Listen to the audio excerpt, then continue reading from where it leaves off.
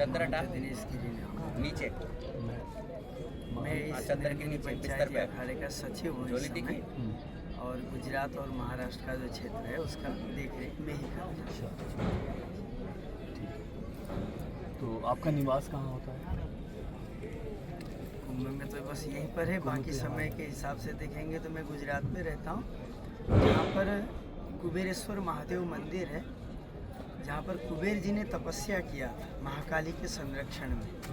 कहा जाता है कि जिस समय पुष्पक यान विमान इत्यादि छीन करके कुबेर जी को मारने के लिए रावण ने अपने कुंभकर्ण और मेघनाथ को पीछे छोड़ा था, तो महाकाली के संरक्षण में कुबेर ने वहाँ पर तपस्या किया, और महाकाली का संरक्षण पाने की वजह से कुंभकर्ण और मेघराज वो वहाँ तक नहीं आ पाए, तो नर्मदा जी के सामने पल्ली पार तक उनका, वो भी शंकर जी के उपासक थे, तो वहाँ पर उनका शंकर जी का उपासना करने की वजह से वहाँ कुंभेश्वर महादेव और मेघनाथेश्वर महादेव का शिवलिंग स्थापना है। और यहाँ पर कुबेर दादा ने तपस्या किया था, तो भगवान शंकर ने कुबेर जी को दर्शन दे करके आशीर्वाद स्वरूप कि कुबेर भंडारी के रूप में आज से आपको जाना जाएगा, और संपूर्ण देश का धन, संपूर्ण विश्व का बोलिए, देवताओं का बोलिए, माँ लक्ष्मी जी उनके साथ में ही रहती है। माँ लक्ष्मी जी और किसी के साथ में नहीं रहती है, कुबेर जी के साथ में माँ के स्वरूप में विराजती हैं, और संपूर्ण धन वहीं पर से बंटवारा होता है। एक खजांची पद जो है उनको उस जगह के ऊपर दिया गया, वो वहाँ की तपस्थली है। तो जैसे हम ये जानना चाहते थे कि निरंजनी अखाड़ा, इसके बारे में इसका कैसे शुरुआत है?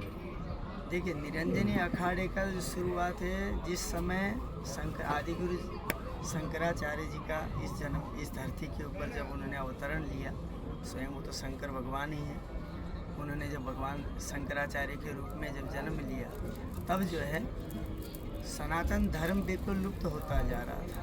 जिस प्रकार से आज से पहले हमारे इस देश में राज्य भी नहीं थे, राजाओं का युग चलता था, तो उस समय क्या था, अलग अलग राजा, अलग अलग टुकड़े, देश कई टुकड़ों में बटा हुआ जैसा था। यही देश ने हमारा, तो संपूर्ण भारत की जो हम बात करते हैं, तो पाकिस्तान से लेकर के अफगानिस्तान से लेकर जितने भी एरिया आते हैं, वैसे तो संपूर्ण विश्व ही हमारे भगवान ने बनाए हुए हैं, ये साम कहते ही हैं।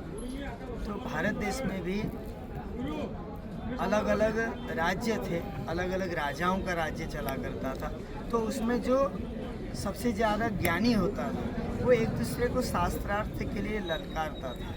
जो शास्त्रार्थ में हार जाता था तो उसको प्राण दंड देने का ऐसा नियम उन लोगों ने बना रखा था।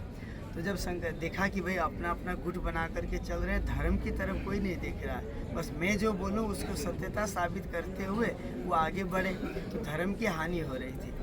तो उस समय भगवान शंकर भगवान के अवतरण में आद्य जगत गुरु शंकराचार्य भगवान ने जन्म लिया, और जिस क्षेत्र में उनका जन्म हुआ उस क्षेत्र से चलते हुए जहाँ जहाँ भी शास्त्रार्थ के लिए उनको ललकारा गया, तो वहाँ पर उन्होंने शास्त्रार्थ करके उन सबको मृत्यु दंड देने के बजाय उन सबको अपने शिष्य के रूप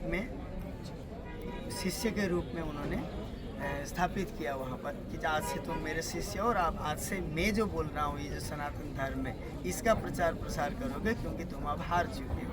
तो उन्होंने भी स्वीकार किया, हारने के बाद तो जो गुरु कहेगा वही, उन्होंने गुरु स्वीकार किया।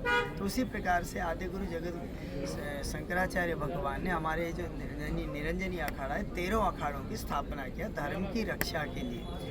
अलग अलग प्रकार के संतों की जरूरत होती है। कोई शास्त्रार्थों के द्वारा जो है लोगों को समझा सकता है, कोई हवन पूजा पाठ इत्यादि धर्म कर्म यज्ञ अनुष्ठान करता है, कोई जो है तप तपस्या करता है। तो ये जो अखाड़े होते हैं, इनमें सभी प्रकार के संत रहते हैं। शास्त्रार्थ करने वाले संत भी हैं, जो प्रवचन करने वाले, भागवत करने वाले ऐसे संत भी हैं, जो हठ योगी आज जो नागा बन करके तपस्या करते हैं, अघोरी बोलते हैं, अलग अलग प्रकार के वो सारे संत आपको अखाड़े के अंदर मिलते हैं। तो हर अखाड़े के अंदर, ऐसा मैंने सुना कि हर अखाड़े के अंदर नागा साधु होते हैं। हर अखाड़े में नहीं होते हैं, केवल 7 जो ये सन्यासी अखाड़े हैं, 7 सन्यासी अखाड़े, इनमें ही नागा बनने की प्रथा है। बाकी औरों में नागा, जैसे 7 अखाड़े सन्यासी जो प्रभु श्री राम की आराधना करते हैं, बैरागी संत उनको बोला जाता है, उनका श्वेत वस्त्र होता है। अब तो अलग अलग प्रकार से वो लोग भी भगवान धारण करने लगे हैं, वो एक अलग विषय है। और उसके बाद हमारे उदासीन अखाड़े हैं, नाथों के अखाड़े, ऐसे 13 अखाड़ों की मान्यता आज पहले से परंपरागत चली आ रही है। अब लोग रजिस्ट्रेशन करवा लेते हैं अखाड़े के नाम से, लेकिन जो उनको आश्रम के नाम से तो जगह अलर्ट हो सकती है, लेकिन उनके आश्रम का नाम ही, जैसे अभी किन्नर अखाड़े ने अपना नाम किया, लेकिन सरकार ने उनको कुंभ में स्नान करने का जो 13 अखाड़ों को जो समय मिलता वो नहीं दिया, इसीलिए वो लोग जूना में शामिल हो गए। तो ऐसे उनको मान्यता नहीं दिया जा सकता। अगर ऐसे देने लगे तो फिर तो जो मेन जो अस्तित्व है वो खत्म हो जाता है। तो 7 अखाड़ों में ही केवल नागा सन्यासी दी जाती है। उनमें भी एक जो अग्नि अखाड़ा है उसमें केवल हमारे ब्राह्मण देवता ही रहते हैं। हाँ, ब्राह्मण ही रहते हैं। उनको कहा जाता है कि उनको जो हम बोलते हैं अग्नि अखाड़े के रूप में वो लोग रहते हैं। उसके बाद वहाँ से आने के बाद दीक्षा लेते हैं, यहाँ सन्यासी बनते हैं। तो 7 अखाड़े में जैसे कि आपका निर्माणी, अटल, निरंजनी, आनंद और अपना जूना, आवाहन, अग्नि अखाड़ा, आवाहन अखाड़ा और निरंजनी जूना अखाड़ा, ये तीनों एक साथ एक लाइन में होकर के चलते हैं। तीनों एक साथ रहते हैं। और निरंजनी और निर्माणी, निरंजनी और आनंद अखाड़ा ये एक साथ रहता है। और आनंद निर्माणी अखाड़ा यानी अटल अखाड़ा ये एक साथ रहते हैं। ये तीनों में बटे हुए हैं अलग अलग विभाग जैसा। नागाओं का जो अखाड़ा होता है केवल 6 अखाड़े, वैसे 7 को कहा जाता है, लेकिन 6 अखाड़ों में आज भी नागाएं बनाए जाते हैं, नागा संन्यास दीक्षा दी जाती है। जैसे अभी आपने कुछ दिन पहले देखा होगा हमारे यहाँ 300-400 महात्माओं को जो संन्यास की दीक्षा दी गई। हमारे यहाँ भी जो पहले आता है उसको हम लोग डायरेक्ट सन्यासी नहीं बनाते, उसको हम सन्यास का ब्रह्मचर्य में रखते हैं। भले वो भेष धारण करेगा, भगवा भेष धारण करेगा, लेकिन उसको हम जनेऊ संस्कार पंथी के रूप में उसको हम देते हैं। फिर वो जब अपने आप को समझ लेता है कि नहीं मुझे अब साधु ही रहना है, मुझे अब साधु समाज में ही रह करके जीवन यापन करना है, तो फिर वो संन्यास्त होता है। पहले जो हम देते हैं वो संन्यास का एक ब्रह्मचर्य कहा जाता है, जिसको हम महापुरुष बोलते हैं। पहले महापुरुष बनाते हैं, उसके बाद वो नागा बनता है, उसके बाद संन्यास की दीक्षा लेता है। संन्यास की दीक्षा लेने के बाद वो कभी घर नहीं जा सकता, जाएगा तो उसको जो हम सनातन धर्म में कहा जाता है कि पाप लगेगा, तो वो लगेगा पाप। इसीलिए कई कंडीशन ऐसे आ जाते हैं कि संन्यास धारण करने के बाद भी अगर कोई घर जाता है तो वो गोस्वामी बन जाता है। उसके बाल बच्चे गिरिपुरी, भारती, सरस्वती यही कास्ट लगाते हैं। आज भी आपको गोस्वामी परिवार में कई ऐसे लोग हैं जो शंकर भगवान का उपासना करते हैं, कई मठ मंदिरों में रहते हैं। तो कुछ किसी कारण बस किसी सन्यासी ने अगर शादी कर लिया, बच्चे हुए, तो वो गिरिपुरी, भारती लगाते हैं, तो गोस्वामी कहलाते हैं। तो जितने भी गोस्वामी हैं वो सब कहीं ना कहीं हम सब सन्यासियों के ही इन्हीं के भाग हैं। आज भी कई लोग आकर के मिलते हैं, स्नान हमारे साथ में ही करते हैं। और वो लोग जब अपना इस प्रकार से हम लोग कहते हैं कि जितने ये मुसलमान हैं कहीं ना कहीं ये हमारे ही तो भाई हैं। आज से हजारों 1200 साल पहले, 800 साल पहले कहीं मुसलमानों का कोई था ही नहीं। विदेशों से आए और यहाँ पर मार काट करके जो है किसी के दबाव में उन लोगों ने मुस्लिम धर्म को अपना लिया अपने आप को जीवित रहने के लिए। आज भी अगर हम उनका पूर्वजों को देखने जाएं, 2-4 पीढ़ी के पीछे जाएंगे तो कहीं ना कहीं वो तिवारी निकलेगा, ना पांडे निकलेगा, यही सब निकलेंगे। उनके पूर्वज हमारे पूर्वज हैं एक ही, लेकिन वो दबाव के चलते वो सहन नहीं कर पाए, वो मुस्लिम बन गए मार पिटाई खा के। और हम लोग ने दबाव सहा, हमारे जो पूर्वज हैं उन लोगों ने जो भी इससे आज से 100, 200, 400 वर्ष पहले जितने भी मुसलमानों से यातनाएं सह करके भी अपने धर्म को उन्होंने नहीं छोड़ा। इसीलिए हमारे जो सनातन धर्म को मानने से भी पहले हमारे जो पूर्वज हैं, माता पिता, उनके भी आगे जो माता पिता है उन्होंने हमारे को सनातन धर्म के लिए बचा करके रखा। तो हमको सनातन धर्म में ही रहना चाहिए। तो इसी प्रकार से चलता है भैया। अच्छा महाराज जी, ये आजकल कथावाचक होते हैं, उनके भी बड़े फॉलोअर होते हैं, उनका सम्मान होता है, ज्ञान भी होता ही है, लेकिन मैं समझ नहीं पाया कि ये किस परंपरा से आते हैं। देखिए आजकल एक बिजनेस होता जा रहा है। अच्छा, अगर कोई अच्छा फुलता घर में निकल जाए, कथा करने लग जाए, तो समझ लीजिए कि उसको किसी की ज़रूरत भी नहीं है। और समाज में कथावाचकों की बड़ी मांग होती है कि हमारे को गुरुजी आए, हमारे को ज्ञान दें, प्रवचन करें। उन जब प्रवचन से भी किसी का भाग्योदय, सुनने वाले लाखों होते हैं, हजारों होते हैं, लेकिन किसी एक दो का ही भाग्योदय हो पाता है, क्योंकि स्मरण शक्ति नहीं रखते हैं। आजकल तो हम देखते हैं लोग दर्शन करने कम और फोटोग्राफी करने ज़्यादा आते हैं। तो ऐसे ही जो है उसमें भी आजकल के जो हिंदी मीडियम, इंग्लिश मीडियम में जो पढ़े हुए लड़के हैं, टैलेंट होता है, नौकरी पैसा नहीं मिलता है, तो कुछ दिन भागवत सीख लेते हैं, उसका अर्थ करने लग जाते हैं, तो हम अपने आप को बहुत बड़े सिद्ध और बहुत बड़े भागवत आचार्य बोलने लगते हैं। अगर उनको संस्कृत में कुछ पूछा जाए तो फिर वो डाउन हो जाते हैं। असलियत में देखा जाए तो हमारे यहाँ पहले नियम था कि जो गुरुकुल के जो बच्चे पढ़ते थे उनको ही हम भागवत पढ़ाते थे, गीता के अर्थ पढ़ाते थे। लेकिन अब क्या हो गया, समय बदल गया। जो टैलेंटेड बच्चे जो होते हैं हिंदी मीडियम, इंग्लिश मीडियम के जो पढ़े हुए रहते हैं, वो कॉलेज वगैरह में लेक्चर इत्यादि बहुत दिया जाता है, लेक्चर देना अच्छे से वो जानते हैं, तो केवल उसको भक्ति में ही तो तब्दील करना है। तो वो जो टैलेंट होता है उनका लेक्चर देने का वो भक्ति में तब्दील करते हैं, भागवत को रख लेते हैं। थोड़ा 1 महीना 1 साल आप कोर्स कर लीजिए, आप ही भागवताचार्य बन सकते हैं, आप भागवत करने जा सकते हैं, कहीं भी जा सकते हैं। तो यही है कि आजकल भागवताचार्य लोग बहुत बढ़ गए हैं।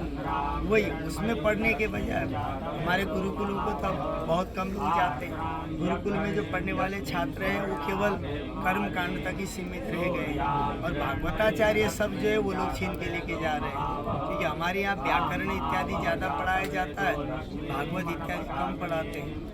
इसीलिए वो जाएंगे तो आपको शुरू से लेके एंडिंग तक पढ़ाया जाएगा। लेकिन जो बच्चा गुरुकुल में तैयार होता है वो आपको जो शिक्षित करेगा वो भागवताचार्य नहीं करेगा। भागवताचार्य भागवत की गुण गाथा गाएगा, अच्छी तरीके से वो नृत्य कराएगा, आप उसके भागवत सुनते सुनते आपको बहुत आनंद आएगा। लेकिन वो आनंद और जो साधु सन्यासी जो आनंद प्राप्त कराते हैं, साधु सन्यासियों का ऐसा रहता है कि हम लोग कहते हैं कि आप भजन करो, पूजा पाठ करो, जो आपको एहसास कराएगा कि स्वयं भगवान की लाइन में किस प्रकार से चलना है।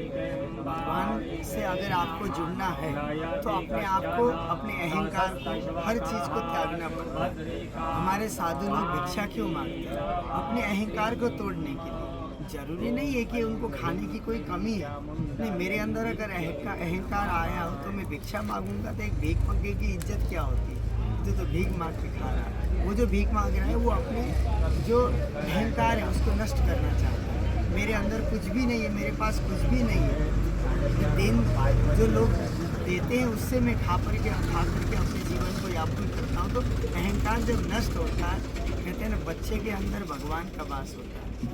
लेकिन जैसे जैसे वो बड़ा होता जाता है तो हम लोग बोलते हैं अब इसके अंदर भगवान का वास, क्योंकि उसके अंदर वो समझ आ चुकी है, ये बुरा क्या है, अच्छा क्या है। तो जब तक उसके अंदर बुराई और अच्छाई नहीं समझ में आती है तब तक भगवान के अंदर, बच्चे के अंदर भगवान का वास होता है। तो ऐसे ही जो भगवान उसी के अंदर वास, बिल्कुल हृदय इतना अच्छा हो कि उसके अंदर न पाप रहे न पुण्य रहे, उसको सब संसार में एकोमय दिखाई दे, सब एक जैसे ही दिखाई दे, तब जाकर के उसके अंदर भगवान का वास होता है।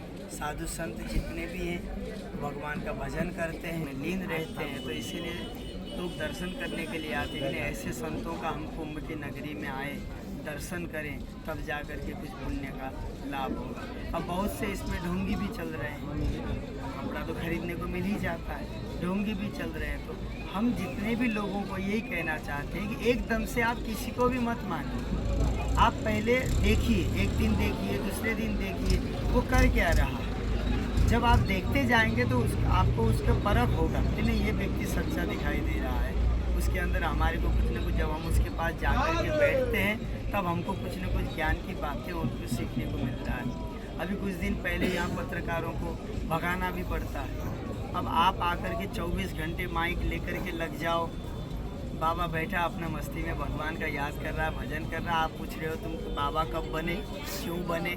जब ऐसी बातें करोगे तो उसको हम भी लठ उठा करके मारने लग जाए। आप हमसे अच्छी बातें करोगे, अच्छा वो भी हमारा मूड होगा तब हम बात करेंगे। किसी के वो तो है नहीं मर्जी के, सब संत अपने मर्जी के मालिक होते हैं। भाई हमारा सबकी अपनी अवस्थाएं होती। आप अभी शांति से बैठे हो, कुछ पूछने की इच्छा है आपकी, आप पूछ रहे हो, लेकिन अभी आपको कुछ टेंशन है। हर इंसान सब है, इंसान हम भी हैं, कुछ टेंशन में बैठे हैं, कुछ सोच रहे हैं, कुछ समझ रहे हैं। कई बार ऐसा होता है कि एकांत में जा कर के बैठे, कोई हमको डिस्टर्ब न करे, हम उस धुन में पहुंच जाते हैं और उसी समय कोई आकर के माइक लेकर के बोलने लग जाए, भैया ये बताओ वो बताओ, तो थोड़ी देर तो चलो भैया आया है तो बताएगा। जब वो पूछने लगेगा तो महात्मा कब बने, उल्टी बातें जब पूछने लगता है, फिर वो चिमटा उठा कर आने लगता है, भाग यहाँ से, तेरा मेरे पास कोई काम नहीं, तो देगा क्या मुझे। और भी उल्टी सीधे क्वेश्चन पूछे गए हैं, बहुत से पूछते हैं और बहुत सारे पत्रकार तो पिटे भी हैं। ऐसे गुस्सा आता है। ये वाणी है जी प्रश्न पूछने वाले अलग अलग लोग हैं जी। अब बोलते बोलते इंसान जब थक जाता है तो कभी कभी वो मस्ती में आके कुछ उल्टा सुल्टा भी बोल देता जी। है, उसको कई बार समझना पड़ता है जी और कई बार देखिए किसी श्लोक का या किसी चीज का अर्थ बताते बताते कई बार उल्टा हो जाता है। जी जी बताना तो हम कुछ और चाहते हैं, जी। हमारा भावार्थ कुछ और होता है, लेकिन किसी सामने वाले व्यक्ति को चोट पहुंच जाती है। कई बार हमारे जो बड़े बड़े संत हैं उनके प्रवचनों के अंदर वो जाति विशेष किसी के लिए वो संभाव रखते हैं, सबके लिए। कई बार वो जाति सूचक भी आ जाता है, बोलना तो वो नहीं चाह रहे होते हैं, लेकिन वो अर्थ लगाते लगाते वो ऐसे शब्द निकल जाते हैं कि उनको लगता है पूरा कि उन्होंने हमारे लिए ऐसा बोला। तो कभी कोई चाह करके किसी को गलत बताना ही नहीं चाहेगा, न किसी का अपमान करना चाहेगा। कोई चाह करके भी ये सोचेगा नहीं कि मैं किसी का अपमान करूं, लेकिन कई बार हो जाता है ऐसा, उसमें कभी गलत नहीं मानना चाहिए। अनिरुद्धाचार्य जी हैं, बहुत अच्छा भागवत करते हैं, और भागवत करने के साथ साथ में वो जो गुरुकुल 100, 200, 500 आज बच्चे पढ़ा रहे हैं, 100, 200 माइयों का सेवा कर रहे हैं। सबसे बड़ी बात है वो धर्मार्थ का पैसा लेने के बाद क्या कहा जाता है कि गृहस्थ जीवन में जो रहता है उसको अगर वो एक माला भी जाप कर लेता है तो उसका जो पुण्य है, और जो सन्यासी होता है, जो सन्यास धर्म में आता है, उसका तो जीवन ही पूरा जाप इत्यादि तप करने के लिए होता है। उसको तो 24 घंटे भजन करने के लिए हो तब भी कम है, क्योंकि उसने तो अपना जीवन ही इसी के लिए सौंपा है। और हम अगर नहीं करें तो फिर पाप ही लगेगा। तो इसके लिए लोगों को लगता होगा कि बाबा लोग तो घूम रहे हैं, बाबा लोग कुछ कर भी नहीं रहे, ऐसा नहीं है। बाबा लोगों की एक आदत होती है, अपने मन ही मन में वो भगवान का स्मरण 24 घंटे रटायमान चलता रहता है। शुरू में हम लोगों को अजपा जाप इसको कहा जाता है। शुरू में हमको माला लेकर के बैठना पड़ता है कि हमने 108 जाप किया। हम 1 सेकंड के लिए भी खाली होता है तो वो भगवान का स्मरण करते हैं, नहीं भगवान का नाम ले लिया, जो भी मंत्र है उसका उच्चारण करने लग जाए तो आपको लगेगा कि नहीं हम घूम रहे हैं, बैठे हैं, खाली बैठे हैं। लेकिन जितने भी साधु होंगे आप ध्यान से देखेंगे तो उनका होंठ जो होता है वो हिलता रहता है।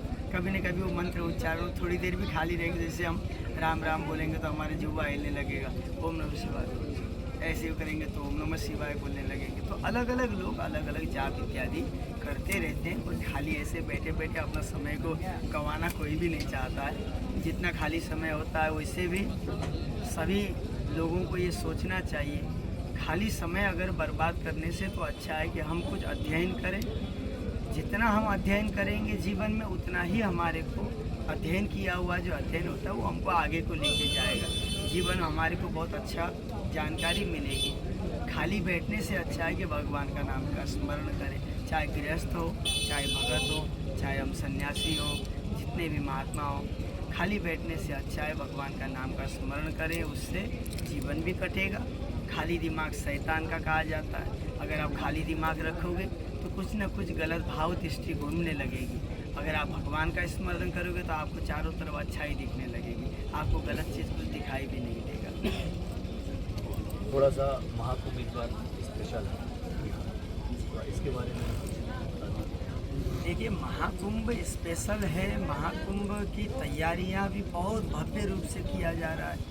जहां 10 लाख लोग खड़े हो सकते हैं वहां 10 करोड़ लोगों को खड़े करवाने की सामर्थ्यता पैदा करना ये बहुत कठिन हो रहा है, कार्य चल रहा है। इतने लोग आ रहे हैं। कहा जाता है कि 144 साल के बाद, हर 12 साल के बाद, अगर 12 से 12 को गुणा करेंगे तो 144 होता है। तो 144 साल के बाद ऐसा एक ग्रह नक्षत्र योग बन कर के आ रहा है कि कहा जाता है जिस समय कुंभ का घड़ा निकला और उस समय जब देवताओं और दानवों में युद्ध चलने लगा तो भगवान विष्णु ने माया का अवतार लेकर के इन 4 जगहों के ऊपर कुंभ का घड़ा को छुपाया गया था। तो वहीं से जो कुंभ के जो कुछ अमृत के जो बूंदे हैं वो वहाँ पर गिरे थे। तो उसी नक्षत्र में आज का ये समय चल रहा है। आगे मौनी अमावस्या आएगा। मौनी अमावस्या का ही विशेष रूप से इस कुंभ का प्रयागराज में स्नान माना जाता है। सरकार दिन रात एक कर रही है, मेहनत कर रहे हैं सब लोग, और इतने लोगों को खड़े करना, इतने लोगों को स्नान करवाना।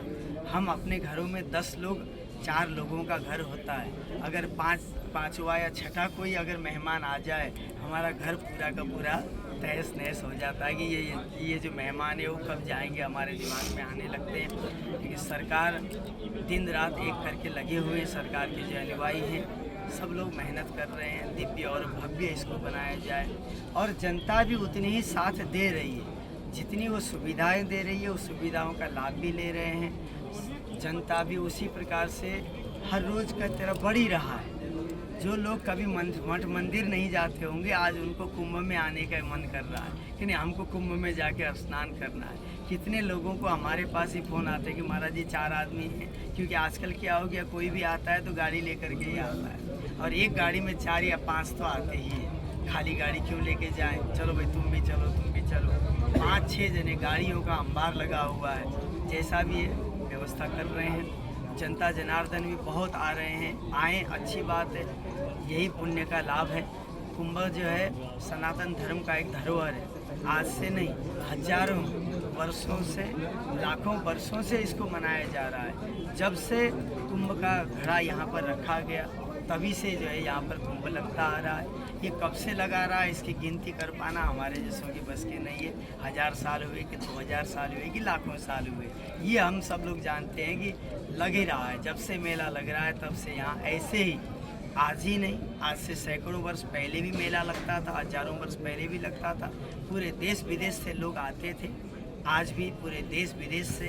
अब तो आने के लिए फ़्लाइट वगैरह की सुविधा भी हो गई, सब लोग आ रहे हैं, सब लोग दर्शन ले रहे हैं और भगवान के प्रसाद भी हर जगह वितरण हो रहा है। कुंभ का नज़ारा का दर्शन कर रहे हैं सब लोग, कुंभ का स्नान कर रहे हैं। जो अपने घरों में रहे हैं, नहीं आ पा रहे हैं, तो वहीं बैठ कर के भी जब आपके देश से जो हमारे टीवी चैनल वाले हैं, जब उनको दिखाएंगे कि नर्मदा मैया का है, गंगा मैया का जो भी संगम है हमारा, यहाँ मैं नर्मदा किनारे रहता हूँ तो इसलिए मेरे मुख से नर्मदा जी निकल, गंगा यमुना सरस्वती का जो संगम है, जब उसका दृश्य दिखाए तो आप यही एहसास कीजिए कि मैं स्वयं डुबकी लगा रहा हूँ। कहा जाता है कि भगवान का जब हम स्मरण करते हैं, एक लोटे में जल लेकर के गंगा जमुना को याद करके अगर हम उसको टच करते रहेंगे और आप एहसास करेंगे तो हमको ये एहसास होना चाहिए कि गंगा जमुना सरस्वती, जैसे हमारे यहाँ जब कभी भी पूजा पाठ इत्यादि कराया जाता है तो पंडित जी मंत्र इत्यादि बोलते हैं, तो उसमें जब कलश स्थापन करते हैं तो उसमें मंत्र बोल करके सभी देवताओं के, सभी 10 दिशाओं के जितने भी हमारे नदी नाले हैं, नदियाँ हैं, उन सबको एकत्रित करके अपना स्नान करवाते हैं। तो ऐसा ही एहसास करें, आपको भी वहीं बैठे बैठे संगम में स्नान करने का लाभ मिलता रहेगा। सही में आपको बताएं तो कहा जाता है कि जब कुंभ का ये जो हम स्नान करने के लिए जाते हैं तो जितने भी देव, किन्नर, यक्ष, देवता सभी किसी न किसी संत के रूप में, किसी न किसी भगत के रूप में, जो भक्ति करने वाले लोग होते हैं ऐसों के रूप में आकर के संगम के ऊपर डुबकी लगाते हैं।